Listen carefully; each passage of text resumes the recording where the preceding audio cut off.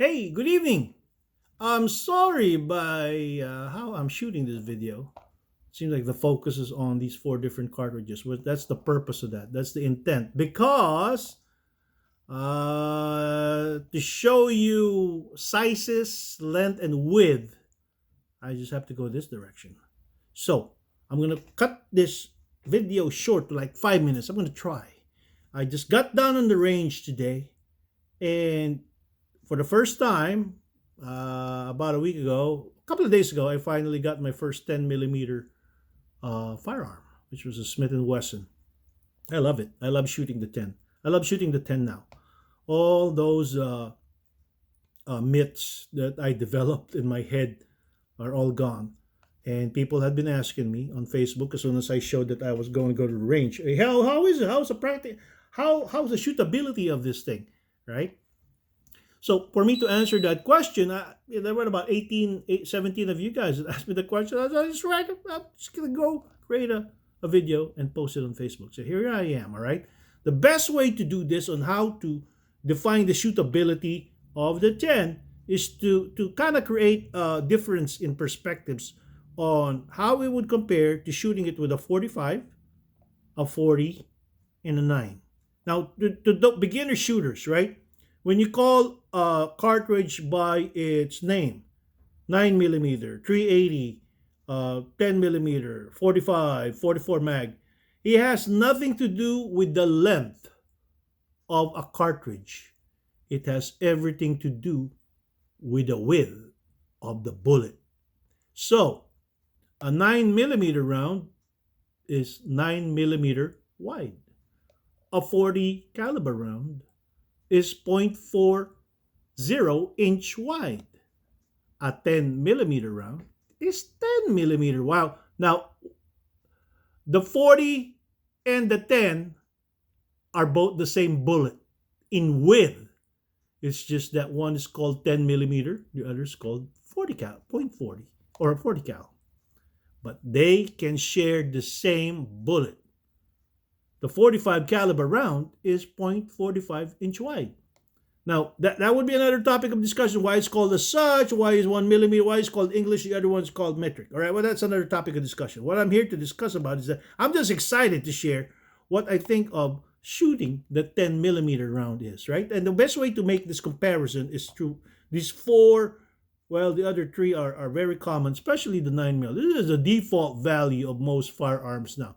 9 out of 10 firearms are created to fire the 9 millimeter. Well, let's just say 80%. The next one would be the 45. And the 40 is kind of losing its allure to the 10 millimeter, right? So let's just put it this way. Let's make this comparison between two pairs, the 9 millimeter and the 40, and the 10 millimeter and the 45, because most people are very familiar with shooting the 9 millimeter, right? So let's just use the 9 as a default value. When you compare the 40 caliber to the 9, here's how I would describe it. The 40 caliber has more muzzle flip. Who cares about the recoil? Don't worry about the recoil, because if you have hands, that recoil is gonna counter those. If your hands are gonna counter the recoil. What you have to counter is the muzzle flip.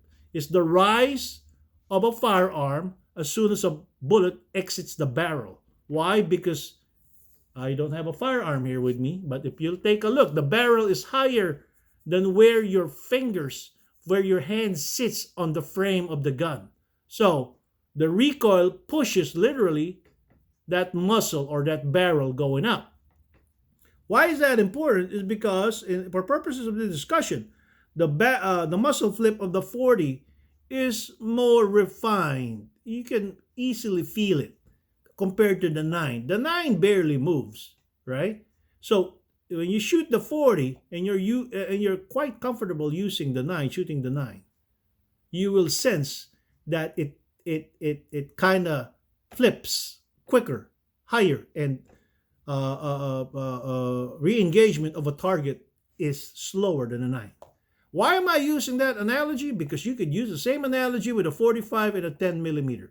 The 45, they say, a lot of people don't want to use it is because of two reasons. First, bullet capacity. You just don't have enough of it as compared to a 9. The majority of firearms now that encapsulates and uses a 9 millimeter magazine can shoot up to 15 rounds minimum. All right, while the 45 can barely fit 10. I have a Springfield as one of my 45s, and I could put 11 or 12 out of that. Okay, but it's quite a longer magazine. Now the 10 millimeter, as I said, shares the same bullet. It's the same width as a 40. A 10 millimeter is a 40, and a 40 is a 10 mil. It's just that one is longer than the other, right? So the 10 mil is longer. So now you compare the 10 mil with a 45 cartridge, it's actually a little longer. But it's less as wide as the 45, 4.40 inch, 0.45 inch, right? So now how does this works on its shootability? Excuse me. To those that are familiar with a 45, they say, well, the muzzle flip is gargantuan. No matter how you grip it, it's gonna flip, right? Because it's just a wider round, and it just has a little bit more powder than a 9 millimeter to push that 0.45 inch bullet out of the barrel. Now, here comes the 10 millimeter. You could literally have more powder. Now, to those that don't reload, you don't fill up that whole cartridge of powder. It sits about half, a third, about 60% of the cartridge, and all that air, as it explodes, it expands and pushes that bullet out of the barrel.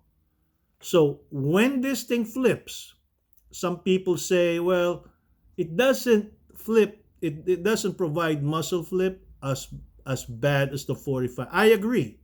Yes, it doesn't. Though it has a little bit, I think it has a little bit more kick. Okay? Again, depending on the amount of powder that's in the cartridge, right? But one thing I can agree is that because it's just a little bit longer, okay, that grip is just a little funky, which means that shooting at a target is all about grip and how comfortable you are. Because if you're not gripping it properly, and again, that's another topic of conversation, you're not going to hit the target to where you want to put that bullet at. Okay, so muzzle flip is a little bit more violent, but that's the definition of that is relative, because it's violence does not mean you cannot re-engage quicker. The 45 is a slower round. So you could sense it, that the bullet goes out of that barrel really slow, 950 feet per second, or even slower, right? Which means that your hands are activating dependent on how slow that bullet comes out. I mean, this is just me. This is just from experience. I'm not using any ballistic term or fire or reloading terms here, right? What that means is that the 10 millimeter, you're actually able to re-engage a target quicker. Well, that's just me. I don't know. I just shot 120 rounds today. 100 of 10 millimeter rounds. Okay? So I may be wrong, but I'm just excited to share to you what I have. So, these are two comparables that are quite the same, but they're also two comparables that may be useful for you. So the 10 mil, shoot the 45 first before you shoot a 10 mil, and you will see what I mean. If you've already been shooting 9 mils, a 40 should not be a problem for you. But I like it. I like how I feel. My re-engagement to another target, to that same target or whatever, is the same. So yeah, take it for what it is. And I if you have any questions, so hopefully I was able to discuss to you guys its shootability factor. And we'll talk again sometime soon. To the men and women out there that are deployed, our sons and daughters, our friends, our family members, come on home. We love you. From your shipmate, it's because of you that allows us to do what we do. Enjoy the evening. Post.